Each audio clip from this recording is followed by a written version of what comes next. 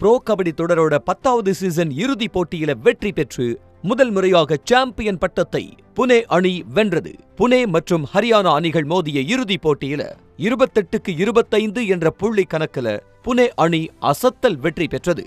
தொடக்கம் முதலே இரு அணிகளும் விறுவிறுப்பாக விளையாடிய நிலையில புனே அணியோட ரைடர்கள் பங்கஜ் மோஹித் மற்றும் மோஹித் கோயத் அபாரமான ஆட்டத்தை வெளிப்படுத்தினாங்க. ஹரியானா அணியோட சிறந்த ரைடரா அறியப்பட்ட வினய் இறுதி போட்டியில வெறும் 3 ரைடு புள்ளிகளை பெற்று ஏமாற்றத்தை கொடுத்தாரு. மேலும் அந்த அணியோட ரைடரான சிவம் படாரே 6 புள்ளிகளை எடுத்து அணியின் புள்ளிகள் உயர காரணமா இருந்தாரு. பலம் வாய்ந்த அணிகளை தோற்கடித்து இறுதி போட்டிக்கு வந்த ஹரியானா அணி இந்த போட்டியில இறுதி வர போராடினாங்க. ஆனா ஆட்ட நேர முடிவுல வெறும் 3 புள்ளிகள் வித்தியாசத்துல புனே அணியிடம் ஹரியானா தோல்வி அடைஞ்சது.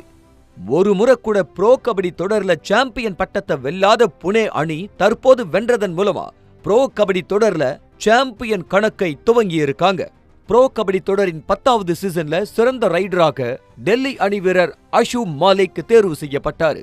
அதே போல சிறந்த டிஃபெண்டராக புனே அணி வீரர் முகமது ரேசா தேர்ந்தெடுக்கப்பட்டு அவர்கள் 2 பேருக்குமே தலா 15 லட்சத்துக்கான காசோலை கொடுக்கப்பட்டது. செய்திகளை உடனுக்குடனும் துல்லியமாகவும் தெரிந்து கொள்ள சப்ஸ்கிரைப் பண்ணுங்க.